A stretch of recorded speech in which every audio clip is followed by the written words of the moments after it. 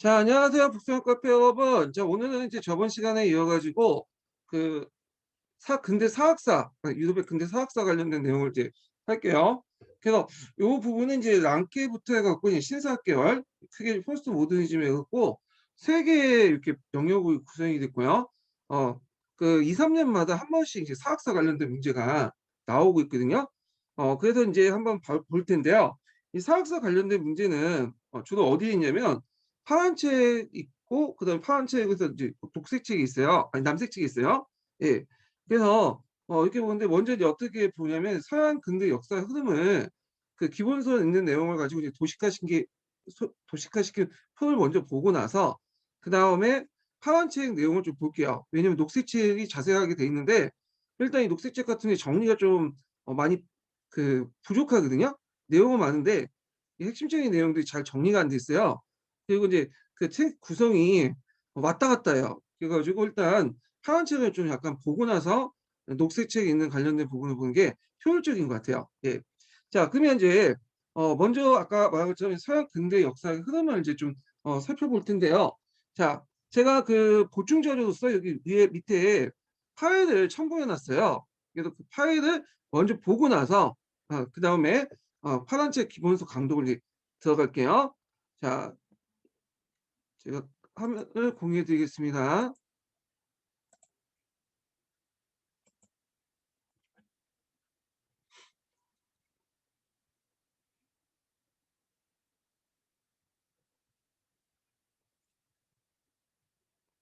음. 자, 여기 보이시죠? 서양 근대사 이제 흐름이 나와 갖고 제가 이제 이걸 정리했어요. 그래서 심화 교재하고 기본 강의 교재 때 실어놨거든요.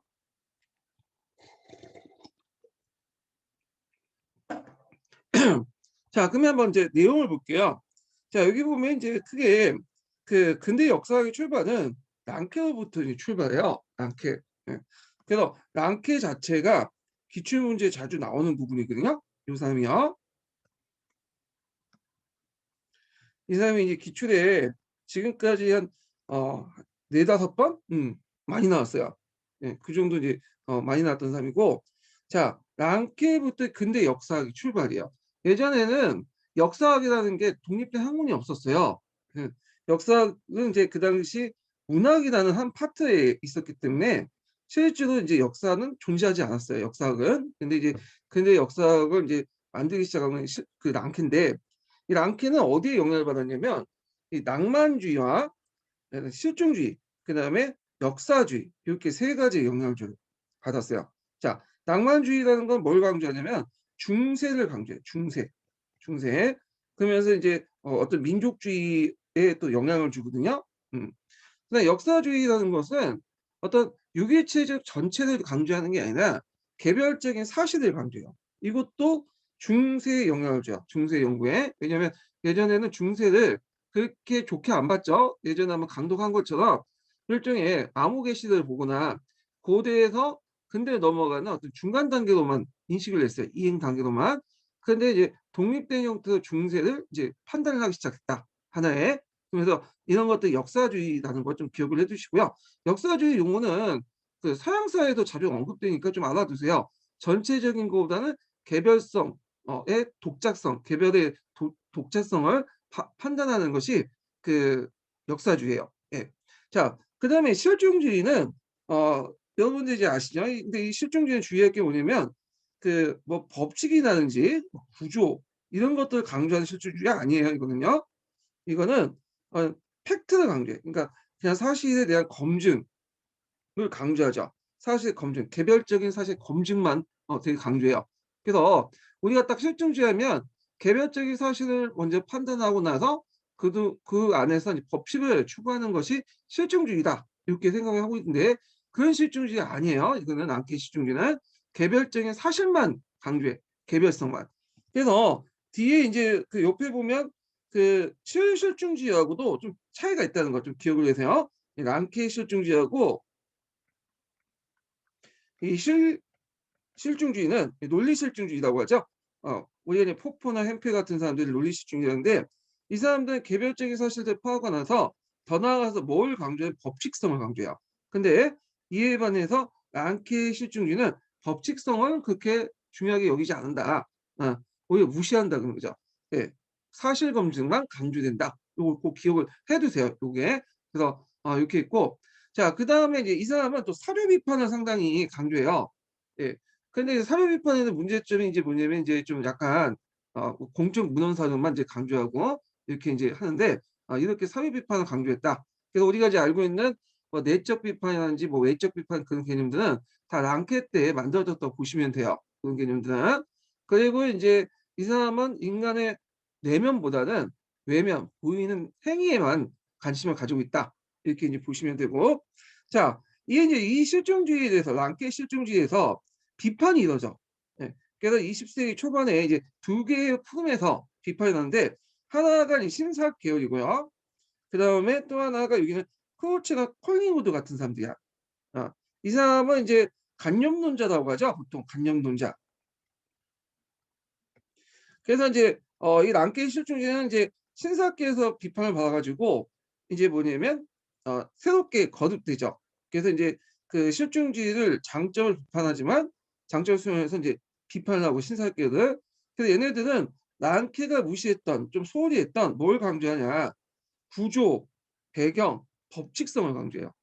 예, 법칙성. 그래서 인제 객관적 사실만 강조하는 게 아니라 거기에 플러스 구조, 배경, 법칙을 강조하고요. 예, 특히 구조를 강조해요, 구조. 이건 좀 뒤에 얘기했지만 이 구조란 말은 마르크스가 처음으로 만든 말이거든요. 그래서 아나라파인지 이런 데 인제 영향을 주고 그러는데, 자 그리고 객관적 사실뿐만 아니라 주관적 해석도 강조해요. 그래서 랑케 실존주의는 주로 객관적 팩트만 강조했죠. 뭐 의미나 이런 것들은 그렇게 별로 중요하게 여기지 않았어요. 근데 신사학 계열의 이제 여러 학파들 는 주관적 해석을 되게 강조한다, 객관적 사실뿐만 아니라.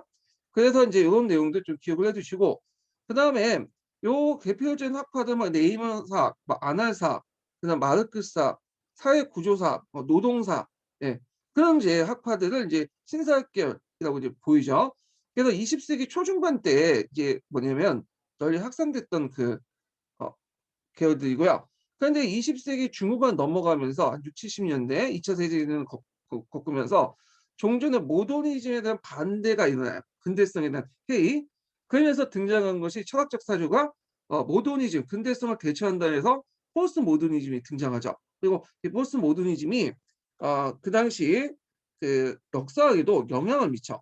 그래서 우리가 이제 책에서 보는 텍스톤이나 신문화사, 그다음에 신문화사 연결된 미시사, 이런 것들에 영향을 미치죠. 자, 요 텍스트로는 그 엄밀하게 역사학은 아니에요. 이거는 문학 이론인데 역사학에 영향을 줘요. 그래서 얘네들이 이제 어떤 식으로 언어의 허구성을 이제 강조하면서, 언어가 다 허구적인 내용이기 때문에 인간에 의해서 임의되고 만들어진 내용이기 때문에 언어로 적혀 있는 사료 내용은 믿을 수 없다. 그렇기 때문에 역사는 곧 창작이다, 문학이다, 이렇게 주장해. 뭐 하이트 같은 사람들이 이렇게 주장하죠. 자, 신문화사는 포스트 모더니즘의 영향을 받긴 했어요, 텍스트론이나. 근데 이게 이제 완전히 영향을 받은 건 아니고 일부만 받은 거야. 그래서 텍스트론에서 인제 언어의 허구성을 강조하는 것은 이제 받아들이지 않고 언어의 다의성, 다양성을 이제 받아들이죠, 의미의 주관성을. 예. 그러면서 어떤 이제 여러 가지 해석이나 이해를 강조하는 그런 식으로 이제 발전이 되고요. 그렇지만 이제 또 텍스트가 다른 것은 텍스트는 역사가 창조되고 발명됐다고 보잖아요. 예. 근데 신문화사는 그렇게 안 봐요. 역사는 원래 존재하고 팩트가 있고 발견된다고 봐요. 그래서 포스트 모더니즘의 영향을 받았지만 이 신문화사는 좀 텍스트론하고 다른 그 성향을 가지고 있다. 반쪽만 영향을 받았다 이렇게 보시면 돼요. 그래서 참고로 이 신문화사는 안할 제4 세대 학파하고 연결돼 있어요, 또. 예. 자, 그래서 인제 일단 요렇게 이제 좀 설명했고, 자 아까 얘기했지만 인제 실존주의 반대했던 사람이 신사학 계열이라고 했죠. 근데 또 한편으로 누가 인제 반대하냐면 요렇게 크루체나 컬링우 같은 관념론자들이 반대를 또 해요. 자, 여기에서 관념론이라는 그 자들은 어떤 자들이냐면 그 역사학에서 관념론의 영향을 받은 사람이야. 그러니까 이제 철학적 관념론자는 아니에요. 우리가 이제 철학적 관념론자라면 헤겔이라든지 그다음에 여기 앞에 있는 딜테이 같은 사람도 이제 철학적 관념론자죠. 예. 이 철학자들이야, 이 사람들은. 어. 그런 사람들은 이제 뭐냐면 관념론이라고 해요. 칸트, 헤겔, 딜테이. 근데 요런 사람들 관념론에 영향을 받은 역사 철학자들이 있어요. 이 사람은 원래 본업은 철학자가 아니라 역사학자나 역사 철학자예요. 예. 그 사람들이 이론을 세우면서 했어요. 그래서 이 관념론자라 해서 철학적 관념론자를 동일하게 여기시면 안 돼요. 예. 이 사람들은 역사학자예요. 그래서 이 사람들은 그 공통점이 뭐냐면 사상의 역사를 강조하고 현재의 역사를 강조해요. 현재주의를 강조해요. 현재주의. 그래서 그 앞에 있는 랑케는 과거를 강조했죠. 과거의 사실을 복원하는데 초점을 맞췄죠. 근데 이에 반대해서 그 뭐냐면 코르치와 콜링우드는 현재를 기점으로, 이게 현재의 모든 것을 기점으로 역사를 바라봐요. 예. 현재를 강조하고, 그다음에 상대적으로 볼 때 실증주의는 그 외면을 강조하죠. 인간의 보이는 형상들. 근데 이 사람들은 내면, 정신 세계를 강조해. 예. 그리고 주관적 해석을 강조하죠. 그래서 이제 그 종전에 그 랑케의 그런 그 역사학을 죽은 역사, 예, 그리고 연대기적 역사 비판을 해요. 그래 가지고 이제 코르체 같은 사람들은 이건 죽은 역사이기 때문에 랑케 역사를 비판하면서 이게 진정한 역사를 이제 뭐냐면 만들려면 어떤 거기에 역사가 입김이 부여된다, 뭐 이런 식으로 주장하면서 어떤 주관적 의미를 강조한다는 게 특징이다. 이렇게 같이 기억을 해 주시면 돼요.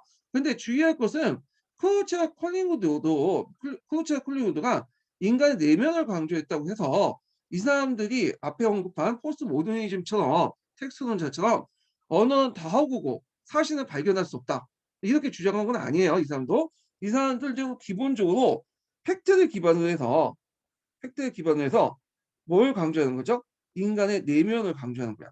외면적인 것을 기반해서 내면적인 것을 강조한 거야. 다만 상대적으로 이 외면적인 팩트보다는 내면을 좀 더 상대적으로 강조했다는 거지. 우리 앞에서 언급한 포스트 모더니즘의 텍스트론처럼 언어를 위해서 다 창조돼 갖고 역사는 팩트는 없다, 뭐 이렇게 주장했던 사람들 아니라는 거 이렇게 좀 같이 기억을 해주시면 될 것 같아요.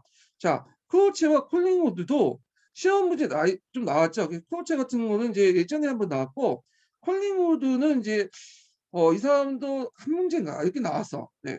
그래서 이제 근데 나올 가능성이 있어요. 예. 그리고 이제 콜링우드 같은 경우에는 재현이나 재사고 이런 것들도 제시를 했죠. 이 부분은 나중에 좀 얘기를 할게요. 자, 그러면 이제 또 한편으로 볼 게 뭐냐면, 자, 여기에서 간념론자들이 대립했던 그 사람들은 랑케도 있지만 또 한편은 뭐가 되냐면 신실증주의자도 있어요. 신실증주의자들. 그래서 우리가 행위론이나 그런 것에 보면 그런 것들이 좀 나오거든요. 되게 복잡하게 나오는데 그건 좀 뒤에 얘기하겠지만 자세한 거는.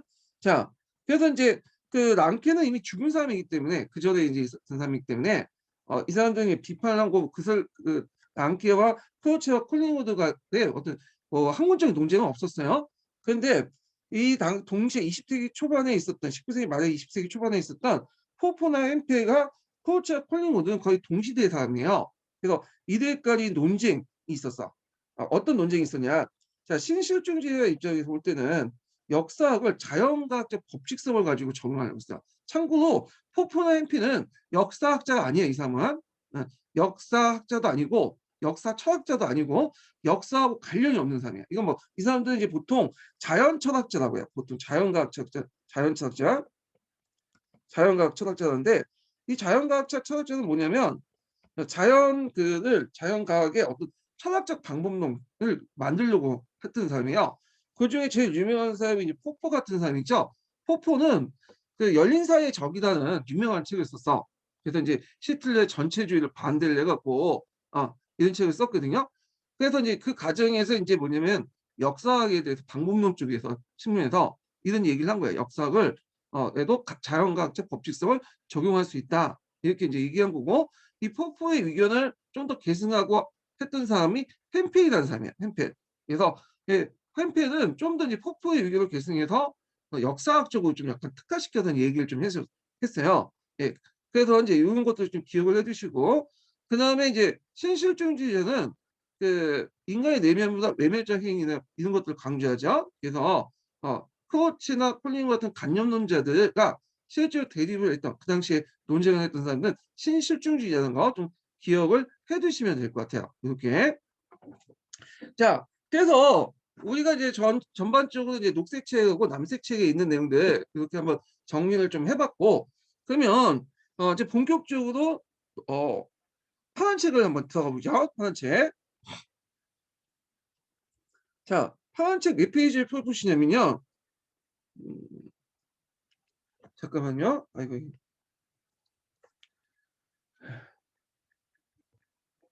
꺼졌네. 예. 자, 파란 책 여기 54 페이지인가요? 예, 54 페이지 펴 보세요. 파란 책 54 페이지에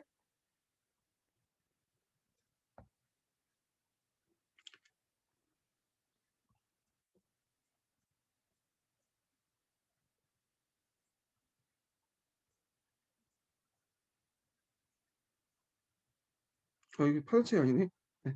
잠깐 이게 넘기는 게 익숙하지 않아 갖고 잠깐만요. 예.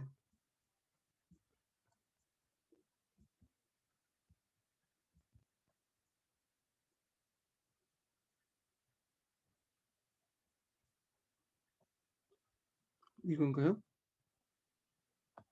예, 여기네요. 파란 책 54 페이지. 이것도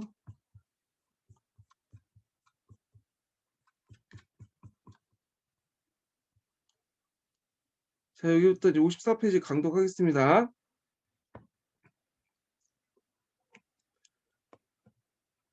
자, 그 근대 역사의 성립과 역사 교육 볼게요. 자, 19세기 이전에는 역사학은 문학이나 철학 그리고 그 성격이 명확하게 구분되지 않았어요. 그래서 예전에도 말한 것처럼 역사학이라는 학문 자체가 존재하지도 않았어요. 그래서 역사가 곧 문학이며 철학이 되는 거야.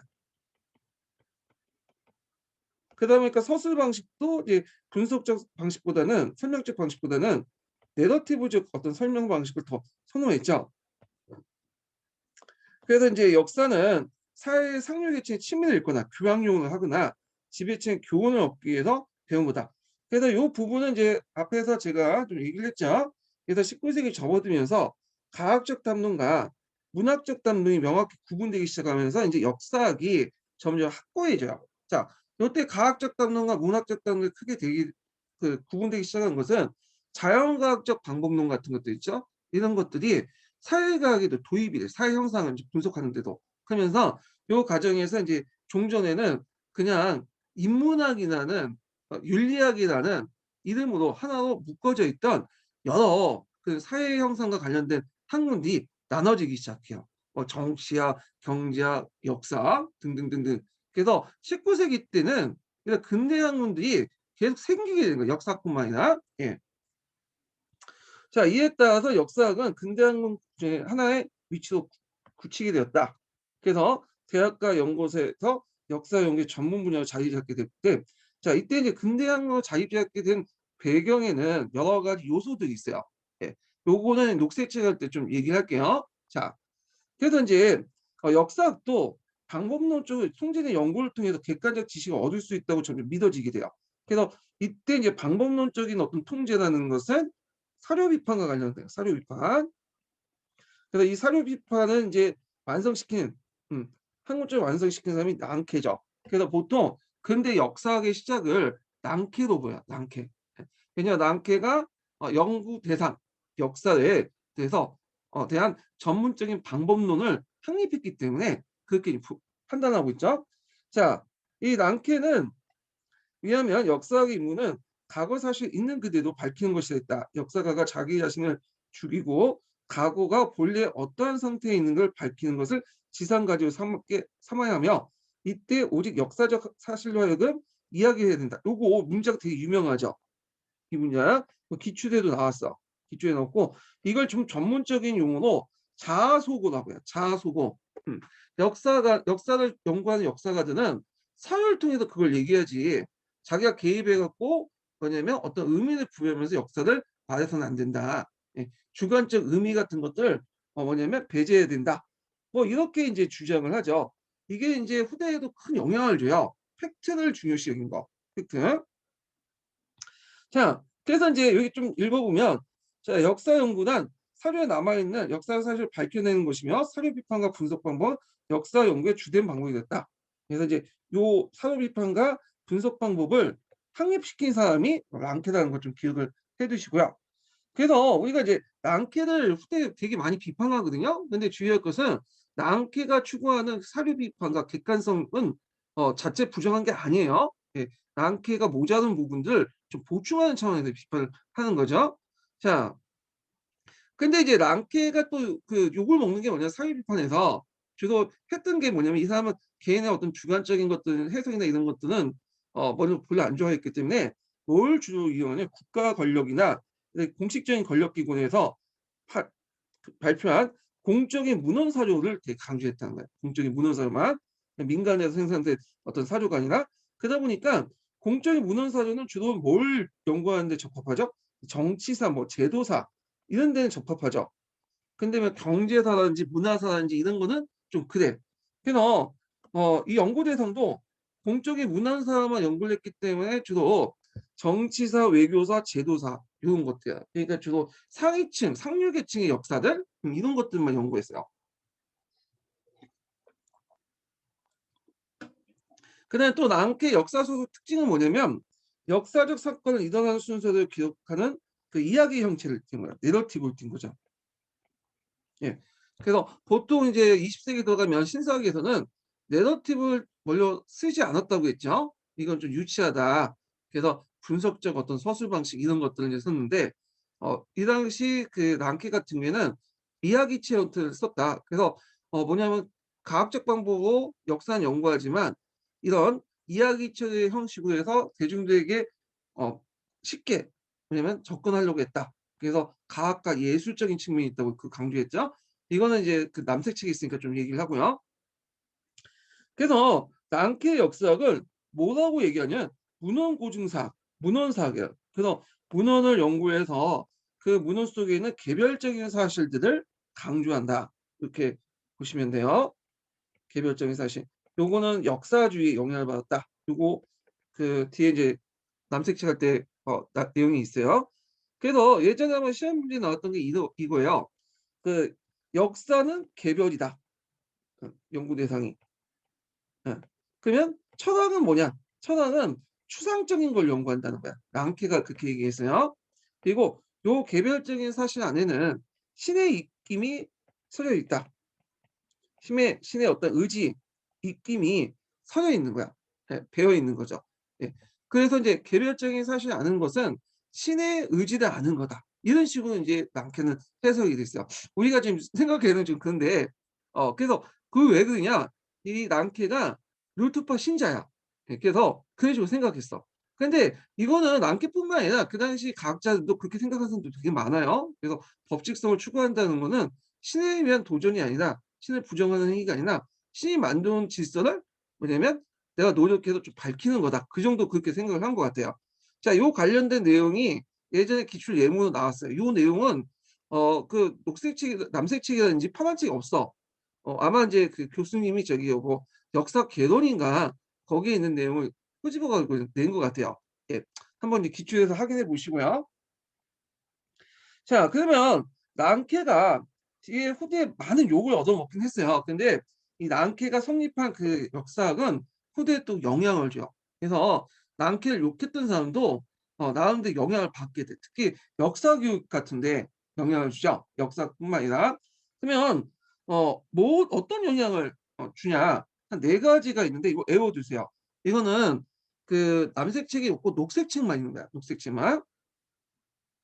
자, 역사 교육에서는 어떤 영향을 주냐 하면 역사학은 인제 단순히 연구를 그치는 게 아니라 대중들에게 전달하는 과정이 있어요. 이 집단 기억화 시켜 가지고 주로 중고등학교의 공교육 체제에 인제 뭐냐면 영향을 주죠. 이렇게. 그래서 교육 과정에서 역사가 주요 과목으로 자리 잡게 돼. 이건 우리나라도 마찬가지예요. 개학류에 인제 그 역사하고 철학이 윤리 과목이 분리되면서 역사가 근대학교에서 인제 중요한 과목으로 자리 잡게 되죠. 그러면 왜 그 당시 역사가 중요한 과목으로 자리 잡게 됐냐? 그건 다 시대적 배경이 있어요. 랑케가 살았던 19세기 때는 독일이 인제 통일된 무렵이에요.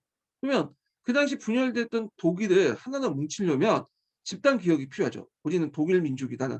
그러면 제일 집단 기억 형성에 제일 좋은 게 독일 역사예요, 역사. 그럼 역사를 연구하게 돼야 돼요. 그러면 역사를 연구해야 되는데 이게 뭐 아카데미에서 뭐 전문학자들끼리만 모여 가지고 그렇게 해서 딱 하면 땡이 아니죠. 자, 그러니까 인제 이거 전파시켜 줘야 될 거 아니야, 쉽게 풀어 가지고.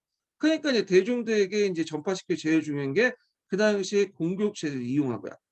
프로이센이 인제 독일을 통일하고 나서 공교육 체제를 완비하기 시작하거든요. 그때 이걸 계기로 해 갖고 랑케식의 역사 이런 것들이 그 학살이 돼요. 이런 것들이 좀 기억을 해 주시고. 자, 두 번째로는 아까 이제 역사 이거네요. 예, 요거고. 그다음 세 번째는 자, 역사 교육의 목적이 예전에는 교훈을 얻는 것도 있죠. 근데 사실을 아는 것에 영향을 줬다. 교훈이 아니라 이제 사실을 아는 거야. 팩트를 아는 거야. 그래서 여러분들 역사 문제들 보면 몇 년에 몇 년에 일어났고 몇 년에 왜 일어났는지 뭐 어떤 이유가 원인이 뭔지 그런 거지, 그것이 무슨 교훈을 얻을 것인가 그런 식으로 문제 안 내죠. 예전에는 그런 식으로 이제 생각을 했는데 윤리 과목이 있고, 예, 그러니까 사실을 아는데 초점은 팩트가 이제 중요시 여기죠. 자, 그리고 인제 요런 내용도 있고, 그다음에 인제 역사의 인과관계의 원리를 이제 이렇게 했는데, 역사적 인과관계가 역사 속의 중요한 원리가 됨으로써 역사학습의 주된 대상이었다. 네 번째, 원인과 결과. 근데 요게 주의할 것은 인과관계는 일반화가 의미 아니에요. 일반화가 아니에요, 이거는. 예, 우리가 생각하는 일반화 법칙성을 강조하는 게 아니라 요때 인과관계는 선후관계, 전후관계 정도 보시면 돼요. 전에 있었던 사건이 후에 있었던 사건에 영향을 줄 것이다라는 막연한 그런 것들이야. 예. 그러니까 우리가 생각하는 엄격한 일반화나 법칙성을 추구하는 건 아니었다는 거. 개별적인 사실들을 통해서 자연스럽게 획득하는 거지 그걸 목적으로 어떤 그 연구하고 그런 건 아니었다는 거. 그렇기 때문에 나중에 인제 뒤에 신사학계로부터 랑케를 비판할 때 이런 측면들을 많이 비판을 받게 돼요. 자, 하여튼 이렇게 있고, 그 다섯 번째는 자, 역사를 배우는 중요한 원초로 삶의 가치를 인식시켰다. 이렇게 해서 한 다섯 가지 인제 랑케가 역사 교육에 영향을 미친 것들을 이제 설명을 했고요.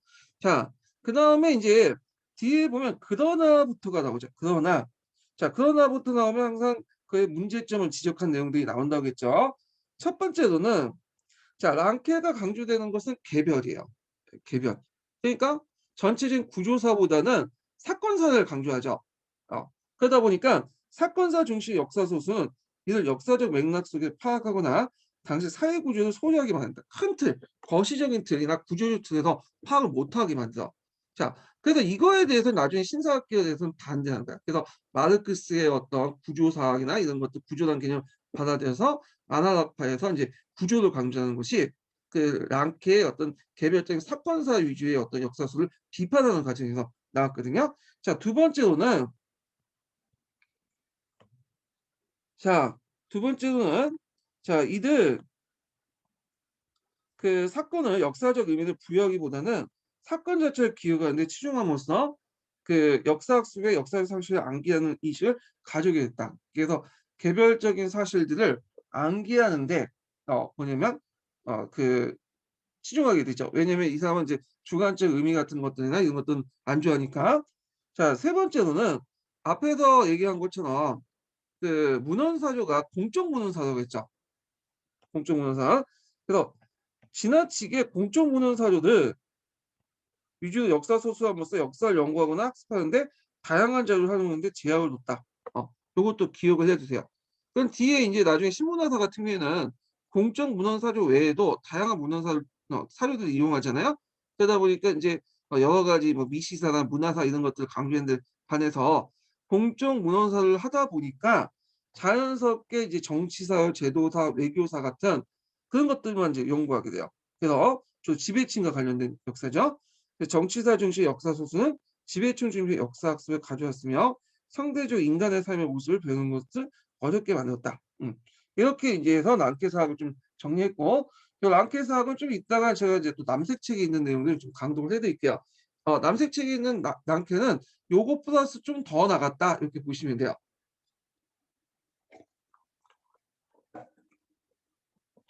자, 그러면 이제 좀 볼게요.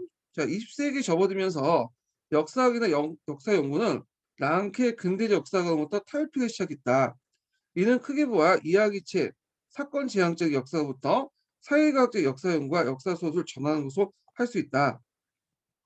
그래서 이제 랑케의 특징이 이야기체나 개별성을 강조한 사건 지향적인 역사죠. 자, 그래서 이제 이때부터 이제 전환되면서 이야기체가 아니라 이제 분석적인 어떤 서술 방식. 이거는 이제 뭐냐면 요 당시 이제 사회과학적 방법론이 도입돼서 그래요. 예, 이런 것들.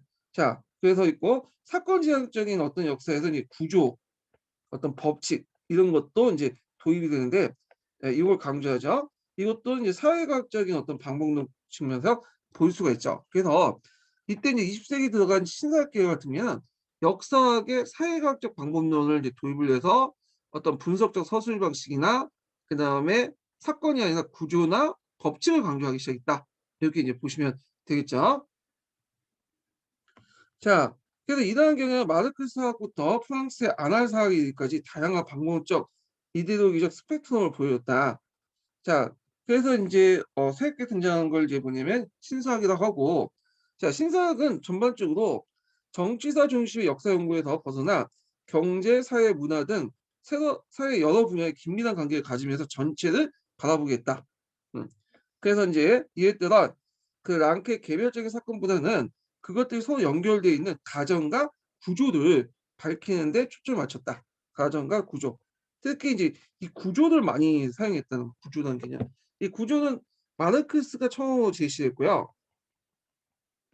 네, 마르크스가. 그리고 요걸 이제 받아서 그 누구야? 예, 아나락파가 있고 그다음에 이제 사회 구조사라 해서 독일의 사회 구조사에도 영향을 미쳐. 이 구조라는 개념은. 자, 그다음에 그러면 이제 1930년대 이후 20세기 초반의 역사학계에서 기존의 역사학을 비판하기 시작했는데 저 랑케겠죠? 자, 이 랑케 사학을 어떤 식으로 비판했냐? 이렇게 좀 보시면 될 것 같아요. 우리가 이제 예전에 시험 문제 나온 게 뭐냐면 그 근대사학의 세 가지 전제 조건에 대해서 이제 그 포스트 모더니즘에서 비판하는 내용이 있어요. 예. 근데 요거는 좀 다른 거야. 요거는 근대사학 내에서 그 당시 랑케 사학을 비판하는 거야. 신사학계에 대해서. 첫 번째가 뭐냐면 자, 랑케 사학과 같은 정통적 역사학은 과학적 논리가 결여되어 개념과 이론이 예민하다. 이렇게 있고 두 번째로는 자, 연구 방법과 기술이 구태의연한 원시과학적인 수준에 머물러 있다. 이렇게 이제 비판을 해요. 자, 그래서 이제 아마 이제 뭐 그 법칙이라든지 구조 이런 것들을 뭐 추구하지 않기 때문에 이런 말들이 나온 것 같아요. 자, 그리고 이제 계속 이제 읽어보면 아까 이제 얘기한 것처럼 신사학계 같은 경우에는 그 사회과학적 방법론을 도입한다고 했죠. 다양한 자료를 이용하고 자, 그래서 이제 이 신사학 계열의 이제 그런 경향들을 이제 대변한 학파들은 미국의 신사학, 예, 프랑스의 아나학파, 영국의 네이먼사학, 독일 사회구조사 등등인데, 자 여기 뭐 네미언 그 사학이라고 했는데 네미언 사학은 잘 모르겠고 찾아도 이제 별로 안 나오더라고요. 어, 노동사하고 연결돼서 보시면 될 것 같아요. 이게 기초에 나왔거든요. 그리고 예전에 프랑스 아나학파도 기초에 나왔어요. 예. 아나학파는 뒤에도 있지만 이 아나학파 같은 경우에는 1세대부터 해서 4세대까지 있어요. 1세대, 2세대, 3세대, 4세대. 그래서 2세대 학파 같은 경우에는 대표적인 보르데 같은 물질문명과 자본주의라는 그 유명한 책 있죠. 그리고 이제 3세대 같은 게 심성사들, 멘탈 구조를 이제 연구하는 학문이고 4세대 같은 경우에는 뒤에 설명한 신문화사와 연결되는 학파예요. 자, 그 아나학파 좀 뒤에 더 얘기하고요. 자, 그래서 이 신사학 계열들은 뭐 그 여러 다양한 성격을 갖고 있고 자료 활용이나 연구 방법 등을 가지고 있지만 일괄적으로 뭐 어떻게 특징 지을 수는 없지만 대체 공통된 경향이 있어요. 그래서 그 앞에 이런 학파들 공통된 경향을 이제 첫째, 둘째, 셋째, 넷째 이렇게 구성이 되는데 한번 볼게요. 자, 첫째는 역사학이 아이고 이거 뭐야 지워야 되네. 자, 역사의 목적을 우리 자신이 이해하고 당면 문제를 해결하며 미래를 가르치는 데 기여했다고 본다. 게다가 현재적 의미를 찾으려고 했다는 거.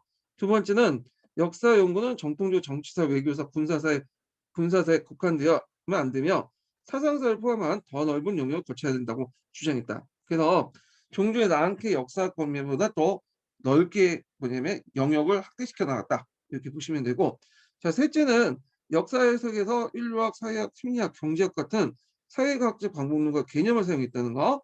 그리고 그 외에도 공적 문서 외에도 개인이나 교회가 가진 자료, 유물이나 유적, 정통이나 간습, 민담과 전승 같은 다양한 자료를 활용했다는 거. 그 다음에 이제 그 역사학의 의무들, 그 시대착오나 사상 제도의 불합리성을 규명하고 현재가 가지고 있는 의미를 찾는 데 있다. 예. 그래서 예전에 랑케사학은 과거를 강조했잖아요. 근데 요 그 근대에 들어와서는 현재를 강조해요. 현재의 역사를 강조해요. 이거는 관념론자들하고 비슷하죠. 자, 그러면 이런 역사학의 동향애들 항상 좋은 쪽으로 이제 바라보냐? 이런 역사에 좋은 신사학 계열의 이제 역사를 말하죠. 근데 이에 대해서 우리의 목소리도 같이 있어요. 예, 그래서 그걸 이제 비판 목소리를 크게 세 가지를 이제 제시를 했는데, 첫 번째로는 자, 역사학이 인간의 행위를 다룬 것임에도 새로운 역사학은 너무 몰가치적이다. 어, 구조 법칙만 강조하다 보니까 거기 인간이 빠졌다는 거야. 두 번째로는 이게 너무 전문화됐어. 한 분야에. 그래서 지나친 전문화 결과 역사의 대중성이 상실되는 결과를 초래할 수 있으며 사회과학자 상호 간의 사회과학자 상호간이나 사회과학자나 역사학자 사이에 교류가 미흡한 점도 지적하고 있다. 우리가 뭐 사회과학이라고 얘기를 하고 있지만 이 사회과학의 정체가 뭐예요? 정치학, 경제학, 그다음에 사회학, 뭐 인류학 등등등등 있잖아. 그러니까 되게 학문 간에 뭐냐면 차이도 많을 뿐 아니라 배우는 내용도 달라. 그렇기 때문에 그들 간에도 교류가 별로 없고 사회과학자들, 역사학자의 교류도 별로 없는데 이 많은 그런 사회학적 개념을 정확하게 이해를 해가지고 역사에 도입한다는 건 좀 무리다. 그것이 뒤에 있죠. 예. 자, 세 번째 이와 같이 역사 연구에 있어 필요한 사회학적 지식이 쉽지 않다는 문제점도 있다. 예. 그래갖고 이제 이렇게 해서 세 가지 문제점을 지적을 했어요. 뒤에 좀 몇 가지 더 있네요. 예. 네 가지, 다섯 가지, 여섯 가지 있네요. 예. 좀 계속 얘기할게요. 자, 네 번째 볼게요. 네 번째는 역사 연구에서 사회학적 방법을 도입한 경우에 대해 비판이 제기되는데, 자, 이들이 이제 문제 삼고 있는 것은 과연 사회학적 방법론이 있는가 하는 거야. 왜냐면 아까 이제 사회학이라는 게 서양학문이 아니라 여학문의 그냥 추상적 집합지죠. 그래서 사회과학적 사이에서 그 사회과학적 사이도 개념과 법칙의 체계가 견해가 크고 사회학에서 일반적으로 인정한 연구 방법은 사실 없다. 공통 연구 방법은. 그다음에 여섯 번째로는 사회과학하고 역사학은 관심의 대상이 다르다는 거예요. 예. 그래서 사회과학은 일반적, 추상적, 공통적, 법칙적인 것을 강조한 반면에 역사학은 특수성, 구체성, 개성적, 이례적인 게 유의하면서 역사적 행위의 주의, 행위자의 주의, 가치, 태도, 기질 등을 동계의 관심에 쏟게 된다. 자, 그래서 이제 이런 것들 비판을 이제 받고 있어요. 자, 근데 이제 2차 세계대전 이후부터 이 역사학의 연구 범위가 더 확대되면서 이제 그 아까 아침에 이제 원래 이제 사회학 신사뿐만 아니라 뭐 개장사학이라든지 심리사, 신사회사 같은 이런 방법의 사회과학적 방법이 도입됐고요. 신지사, 지성사, 여성사, 도시사 같은 새로운 연구 분야도 개척이 됐어요. 예. 그래서 이제 이런 내용 좀 기억을 해두시면 될 것 같고요. 자, 그러면 그 역사 연구에서 2차 세계 이전의 역사학을 어느 정도 이런 그걸 계승하면서 신사학 개혁을 계승하면서 이렇게 그 역사 인식의 새로운 관점을 또 제공해 줬다. 이렇게 보시면 돼요. 그래서 제 생각에는 이제 2차 세계 때 이제 이후에 직후에 만들어진 역사학을 앞에 있는 1차 신사학에 이어서 2세대 신사학 계열 이렇게 보시면 돼요. 1세대 신사학 계열을 2세대도 이제 좀 딱 1세대 신사학 계열의 이제 그런 연구 방법을 2세대에서 좀 더 발전시켰다. 이렇게 보시면 되는데, 자, 그러면 2차 세계 직후죠. 자, 직후에 등장한 앞에 언급한 신지성사학, 개장사학, 심리사학, 신사회사, 여성사, 도시사 등등의 그런 것들이 어떤 식의 역사 인식의 해석에 새로운 관점을 제공해 주느냐 이런 것들이 밑에 있어요. 밑에. 음. 자, 첫 번째로는 앞에 이제 뭐 1세대 신사하고 좀 비슷비슷한 게 있는데 여기에서는 이제 뭐냐면 역사 교육 측면에서 이제 얘기를 하는 거예요. 역사 교육 측면에서. 자, 첫 번째로는 20세기 역사학과 연구 동향 경향은 역사 교육에도 일정한 영향을 주었다. 역사 학습은 단순히 사실 하나를 기억하는 것이 아니라 역사 변화에 영향을 준 사회 구조적인 변화를 관심이 높았다. 이렇게. 음. 아, 여기서 제가 좀 잠깐만인데 여기에서 역사 인식과 새로운 해석은 문맥상 볼 때 요거 내용을 볼 때 그 앞에 2차 세계대전 이전에 신사학계야. 이전의 신사학과. 그다음에 이후에 새롭게 등장한 신사학 있죠? 이 신사학이 역사 교육에 영향을 미친 거야. 예, 요걸 이제 얘기를 하고 있는 거예요, 지금요. 예. 좀 수정해서 드시고. 자, 그리고 이제 그 하나 역사적 그 사실 학습도 이제 하나하나 기억하는 것이 아니라 사회 구조를 파악하는 게 중요하게 돼 있고요. 두 번째로는 그 역사의 변화의 원동력이나 사회 구성 간의 관계가 역사 학습을 통해 알아야 할 중요한 과제가 되었으며 역사 교육에서 지배층 중심이 아니라 이제 민중사 중심이 부각이 됐다. 이렇게 이제 보시면 될 것 같고. 자, 그다음에 세 번째 보면 역사 교육의 내용은 사회경제사 비중이 점차 높아지면서 역사 학습이 이전보다 다양한 자료를 이용했다. 예, 이렇게 있어요. 자, 근데 이제 이런 그 2차 세계대전과 전후로 해가지고 형성된 신사학이 사회학적 역사학이 역사 교육에 이런 긍정적인 효과도 좋지만 부정적인 효과도 있어요. 요걸 이제 좀 보면 그렇지만부터가 부정적인 거죠. 자, 첫 번째로는 사회적 구조나 조건을 지나치게 매달려 역사적 사건에 영향을 주는 인간적 요소를 경시함으로써 대중이나 학생들하고는 역사 사회 결정론도 인식하는 우려가 되겠다. 그러니까 이제 구조를 너무 강조하다 보니까 구조 속에 인간이 매몰돼 버린다. 한 개인의 의지와 동기에 그러다 보니까 대중이나 학생들은 역사를 읽으면 어떤 이제 느낌이 드냐? 개인이 노력을 통해서 할 수 있는 건 없다라는 거야. 예. 모든 것이 우리가 알 수 없는 그 사회적 흐름이나 이런 것에 뭐냐 우리 개인은 끌려갈 부분이다. 이게 사회 결정론이야. 이게 이 사회 결정론 한 가지 형상에 대한 한 가지 원인이 있고 이런 의미거든요. 그러니까 모든 그 형상, 역사적 원인에는 개인은 빠져 있고 사회적 흐름이나 이런 것들이 모든 것을 역사적 흐름을 좌우한다. 이 개인의 의지가 상실돼 버리는 거죠. 자, 두 번째로는 자, 사회 구조라는 커다란 문제를 중심으로 역사를 서술함으로써 인간의 삶을 그리는 데 실패했으며 학생들이 역사를 배우게 되면 오히려 역사에 대한 흥미를 잃어요. 예. 왜냐면 인간적인 내용이 전혀 없기 때문에 우리가 이제 자연과학에 이런 것들을 배우는 것처럼 사회 역사도 그런 식으로 배우는 거야. 예. 자, 그다음에 세 번째로는 이렇게 사회과학적 역사학을 도입은 강조는 역사학을 기능적 실용적인 측면에서 바라보게 함으로써 과학과 구별된 역사과 역사교육의 독자성을 오히려 뭐냐면 약화시키는 거죠. 그리고 학교 교육에도 역사교육 위상을 약화시키는 하나의 단서가 있는데 사회과학을 융합해갖고 역사를 설명하면 어떤 문제점이냐. 일단 역사학의 독자성이 정체성이 상실이 돼. 그리고 나중에 되면 이제 역사나 사회과학이나 동일하게 여기게 돼요. 네, 동일하게 여기고 그리고 같이 가르칠 수 있다는 융합적인 어떤 사고가 등장하게 되죠. 분과적인 독립성이 상실되는 거야. 그래서 최근 그런 경향이 되게 많잖아요. 역사를 이제 사회 과목과 편입시켜 갖고 같이 인제 뭐 상시 과목으로서 가르치고 있는데 근데 좀 약간 이건 말이 안 되는 것 같긴 해요. 왜냐면 아니 근본적으로 다른 학문인데 거기다가 사회라는 그런 추상적인 것들을 만들어 가지고 거기다 역사와 사회를 같이 지식까지 하나로 패키지에 묶어 가지고 한다는 게 좀 그런데 현실 교육에서는 그렇다는 거예요. 관리자 입장에서 그렇고. 자, 하여튼 이런 이제 세 가지 이제 문제점, 신사학 계열이 역사 교육에 어떤 문제점이 있나 이렇게 이제 얘기를 했고요.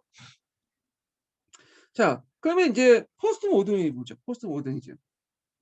자, 여기에서 이 포스트 모더니즘이라는 게 뭐냐? 예. 포스트는 대체하다는 뜻이죠. 대체하다. 어떤 것을 새로운 것으로 대체하다는 뜻이에요.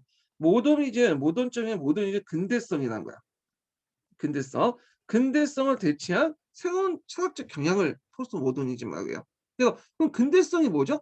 근대성이라는 건 여러 가지 정의 내릴 수 있지만 일단은 인간은 이성을 가지고 있는 존재죠.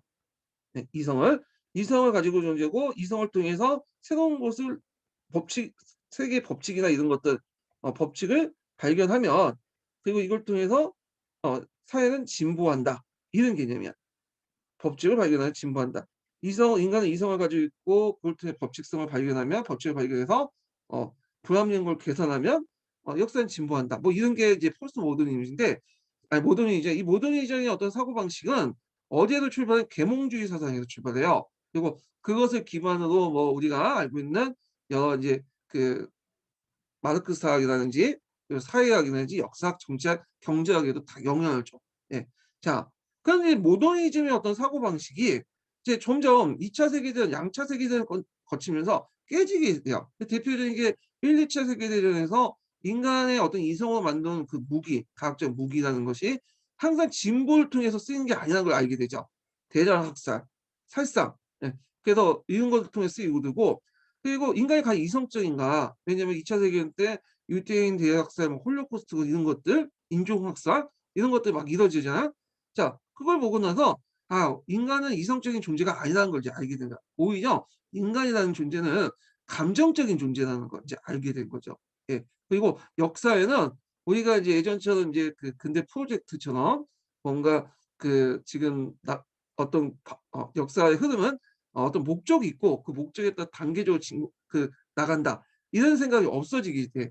그러면서 오히려 역사는 이런 목적성 가지고 이제 진행하는 게 아니라 목적이라는 건 존재하지도 않고 그때그때 우연에 의해서 적용되고 그리고 우리가 지금 존재하는 그거조차도 지금 위치조차 수많은 우연들이 만들어진 어떤 한 지점이다.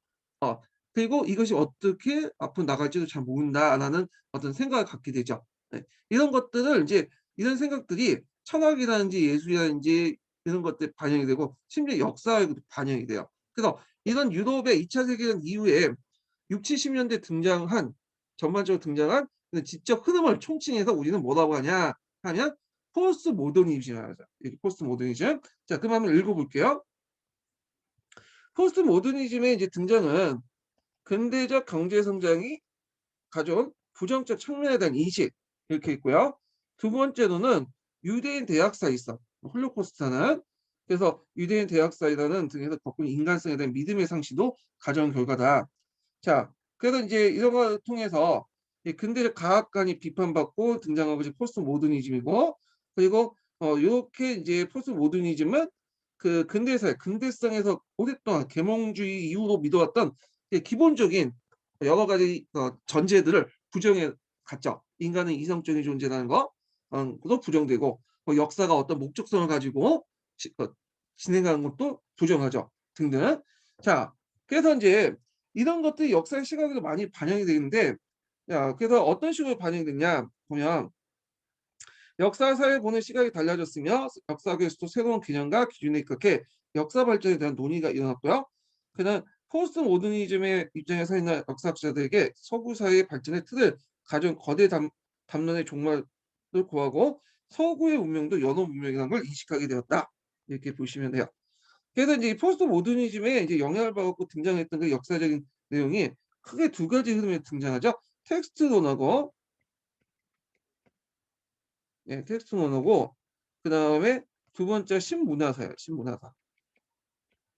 자, 텍스트론과 신문화사인데 텍스트론은 뒤에 설명하신 이건 언어학이나 그 문학 작품에서 나온 거고 역사학에 도입된 거요.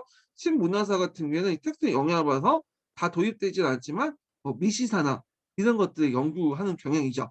요거는 좀 뒤에 좀 얘기할게요. 자, 그래서 인류의 커다란 목을 차지하면서 이제 그동안 경시되었던 또 소수인종의 역사나 페미니스트의 역사도 역사서술에 포함시켰고요. 그다음에 일상생활의 경험과 관심을 쏟으면서 이색적인 문화에도 연구 대상이 됐다. 근데 이 중에 여성사가 요때 처음 나온 건 아니에요. 예전에 신사에서도 여성사가 나오긴 했어요. 예, 근데 약간 이제 페미니즘의 어떤 시각의 역성사는 요때 나타나는 거죠. 왜냐면 여성사 자체도 그 안에 여러 가지 시각이 있으니까. 그래서 이제 사회와 역사에 대한 이단 시각은 역사를 과학보다 문학에 가깝다는 인식하고 있어요. 이걸 언어로 전환이거든요. 자, 그래서 이 언어 전환을 통해서 나타나는 게 텍스트네요. 텍스트 위에는 아무것도 없다라는 건데 이 텍스트 위에 아무것도 없다는 그 논리는 어디에서 도입됐냐면 이건 역사학 자체가 아니라 언어학이나 문학의 논리에서 역사에 도입된 거야. 예. 대표적인 사람이 데리다라든지 하이트 같은 사람들이죠. 이 사람들 원래 역사학자가 아니에요. 예, 그래서 이 사람들은 주로 철학자나 주로 문학 평론가예요. 그래서 여러분들 역변을 읽어볼 때 여러 지금 학자들이 나오잖아요. 근데 이 여러 학자들이 우리는 보기에는 다 역사학자나 역사 철학자라고 생각하지만 실제로 역사학과 관련된 인물이 되게 많아요. 근데 이제 서로 간 비판과 영향을 받는 과정에서 이 역교론에 정리돼서 나온 것뿐이에요. 예. 자, 하여튼 요때 이제 중요한 건 텍스트에서 언어인데 언어. 그 역사 연구에서 의미를 얻는 것을 얻어내려고 하는 것이며 의미를 담고 있는 것은 언어다. 자, 이 언어에 대한 규정을 볼게요. 언어는 단순히 현실 사회를 반영한 것이 아니라 현실의 의미를 부여하고 규정한 것이다. 그래서 텍스트는 입장에서 보면 역사적 담는 언어적 허구가 발견이 아니라 발명이 되는 거야. 예.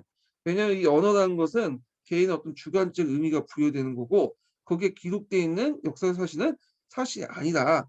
그래서 이거는 역사의 팩트를 발견하는 게 아니라 발명하는 거다. 만드는 거다. 그래서 이제 예전에는 어떤 식으로 이제 텍스트를 접근했냐면 역사적 텍스트라는 건 여기 역사 사조죠. 여기서는 어떤 식으로 접근할까요? 텍스트가 있으면 어떤 사회적 맥락이라는 게 있어요. 컨텍스트, 배경 이걸 깔고 그 텍스트를 해석을 했어. 예. 근데 이게 이제 뭐냐면 언어 텍스트 자체가 그 언어 쓰여져 있고 사회적 맥락이라는 건 존재하지 않는다. 거대 단어는 존재하지 않는다. 이런 식으로 얘기하니까 자, 이 텍스트에서는 어떻게 해? 인제는 사회적 맥락을 통해서 텍스트를 접근해서 해석하는 게 아니라 그냥 그 텍스트에 가지고 있는 자신의 언어에 통해서 해석되는 거야. 저자가 어떤 언어를 쓰여져 있고 그런 것들은 의미는 모르니까 그냥 내가 생각한 언어를 가지고 그냥 텍스트 자체로만 해석을 해 버리는 거죠.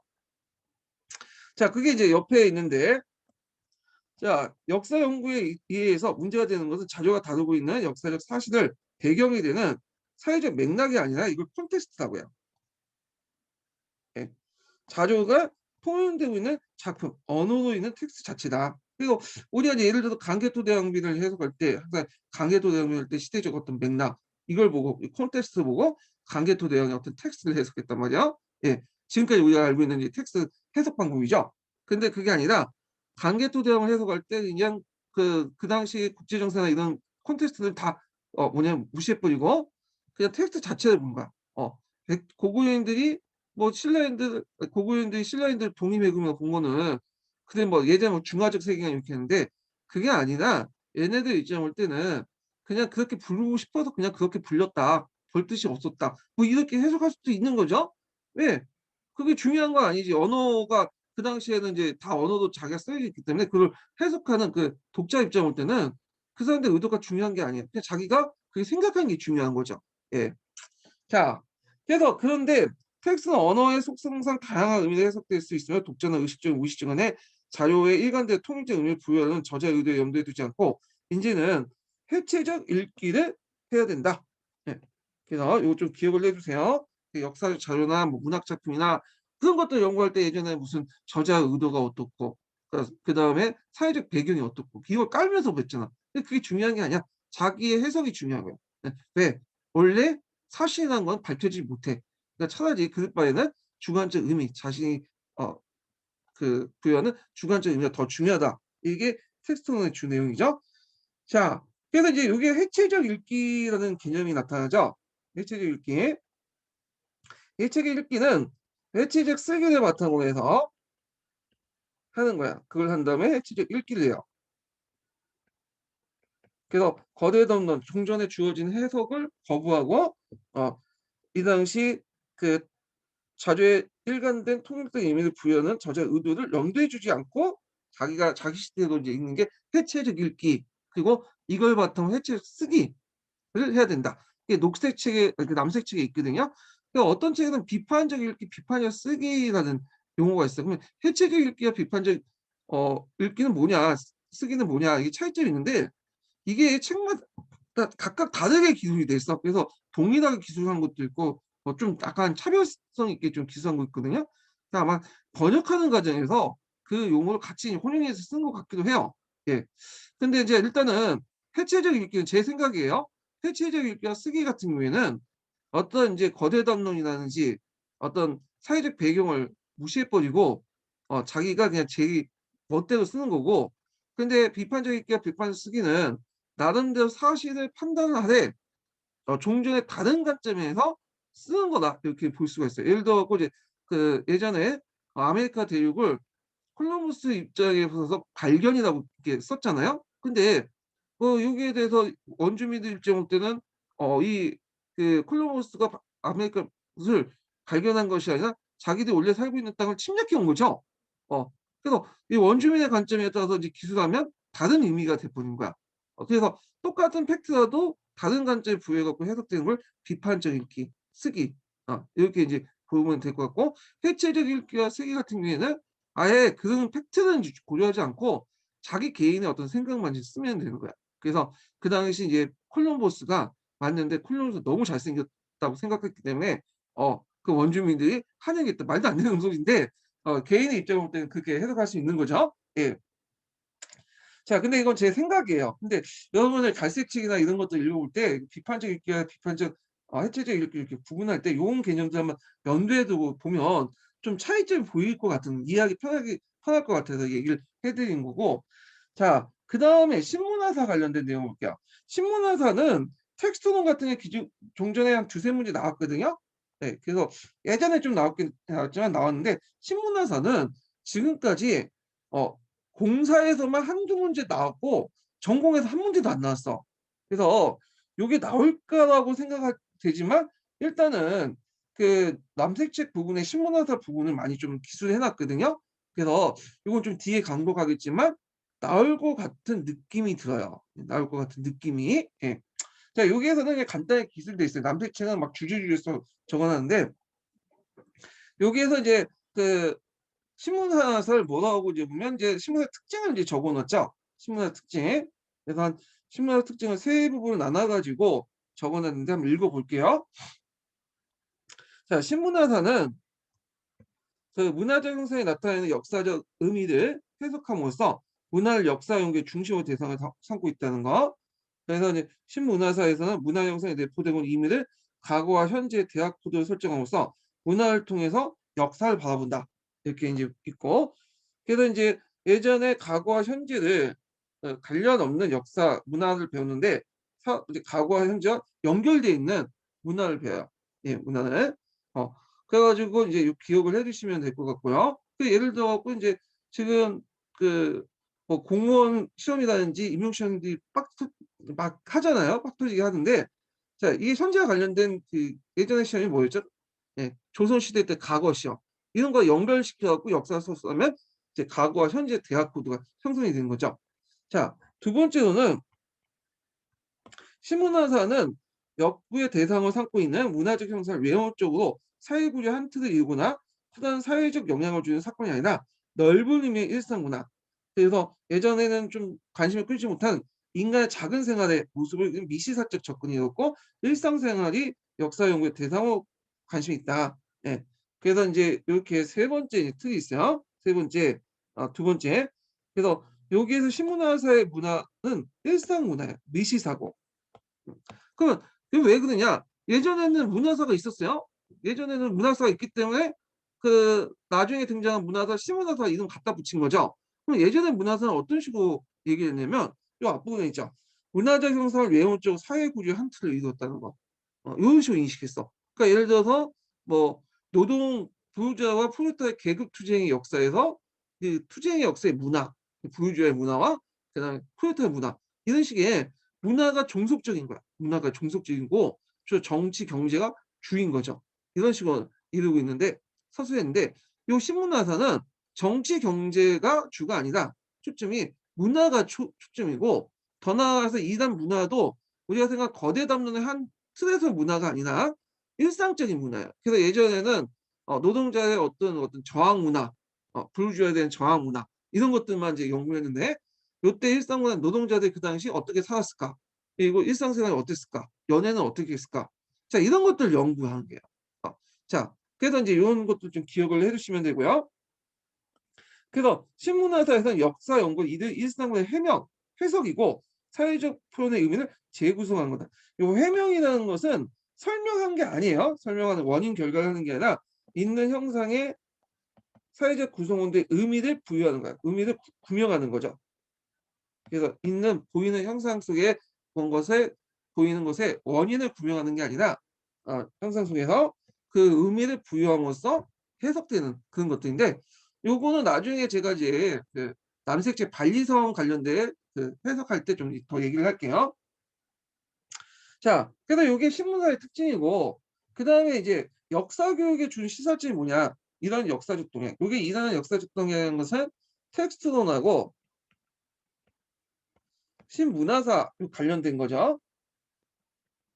자, 먼저 볼 게 이제 뭐냐면 텍스트론이야. 여기부터 해서 여기까지가 텍스트론이고 이 텍스트론이 이제 역사학의 시사점이 주는 내용이 예전에 기출문이 나왔어요. 기출에 나왔던 거예요. 외워두시고 그다음에 신문화사가 나중에 역사 교육에도 어떤 영향을 줬는가? 예. 이것이 이제 뭐냐 여기까지예요. 여기 신문화사가 역사 교육에 영향을 주는 거 시사점이죠. 예. 요거는 이제 녹색 책에 남색 책에도 있긴 하는데 여긴 또 이렇게 있어요. 자, 그래서 요거는 예전에 공사 기출에 나왔어요. 이건 전공 기출에 나온 게 아니라 공사 기출에 나왔어요. 그래서 전공 기출에 나올 수 있을 것 같아요. 일단 한번 읽어 볼게요. 자, 그러면 텍스트론이 이제 시사점이 뭐냐? 역사 교육에 준 시사 두 가지를 볼 수 있는데 첫 번째로는 역사를 과거의 사실이 아니라 하나의 텍스트로 봐야 한다는 텍스트로는 교과서 같은 교재에 담고 있는 역사의 사실에 대한 새로운 관점을 제공할 수 있다. 두 번째로는 자 역사 수업에서 학생들 하여금 교과서 같은 텍스트에 쓰여져 있는 역사의 사실을 그대로 받아들이는 게 아니라 자신의 입장에 재해석하는 거죠. 예, 제가 제 입장에서 재해석하고 그에 대한 의미를 부여하도록 하는 것이다. 그래서 이제 이 두 가지 그 좀 기억을 해두시고요. 자, 그다음에 이제 신문의 관점을 받아들일 게 이제 어떤 역사 그 변화 효과가 있나 시사점이 뭐냐 이런 것들인데 첫 번째는 뭐냐면 자 이건 특징하고 연결해서 좀 보세요. 거창한 역사적 구조가 아니라 구체적으로 상세한 역사적 사건이 역사 교육의 소재가 될 수 있을 것이다. 그다음에 두 번째로는 자 미시사와 일상생활사에 대한 관심은 역사학습의 소재를 자료를 다양하게 할 수 있다. 이런 것들이고 세 번째로는 자 이를 통해 민중사의 새로운 각도에 접근할 수 있다. 그래서 종전의 뭐 사회 경제사에서 볼 수 있듯이 계급투쟁의 사회 구조 속의 민중이나 지배계급과 민중의 갈등 같은 이론적 영역적 거창한 논의가 아니라 민중들의 언어 연애라든지 식생활 등 구체적인 생활의 모습을 통해서 민중의 삶을 조망시킬 수 있다. 그죠? 자, 그다음에 이제 네 번째로 볼게요. 네 번째 이게 무지방인데 요게 세 번째고요. 그다음에 요게 네 번째는 여기 연결시켰고 네 그래서 좀 이렇게 보시면 되고 그래서 첫 번째, 두 번째, 세 번째 네 개에서 네 가지가 있는데 안개 두세요. 요거 첫째, 둘째, 셋째, 넷째. 이렇게 안개 두시면 될 것 같고 자 그래서 인제 이렇게 해서 인제 그 파란책에 있는 사학사를 한번 좀 얘기를 했어요. 내용이 좀 단순해요. 단순하지만 핵심적인 내용은 다 들어가 있다고 보시면 돼요. 예. 그리고 녹색 책에 있는 내용들 이제 쪼금씩 이제 강조가 하는데 녹색 책은 이 파란 책을 기반으로 해 가지고 좀 더 부연 설명했어. 근데 아까 얘기한 것처럼 파란 책 같은 경우에는 한 단원에다가 여기 다 집어넣는데 유럽의 근대사 학사를 그 녹색 책과 남색 책을 읽어 보시면 알겠지만 그냥 띄엄띄엄 있어요. 그 중간중간 그 한 같은 장에다가 요거 좀 난케사학 나왔다가 갑자기 중국 역사 뭐 한국의 역사 교육 설명했다가 그다음에 또 넘어오고 왔다 갔다 해. 그래서 일단 파란 책을 이제 체계로 해 갖고 좀 얘기를 해 드린 거예요.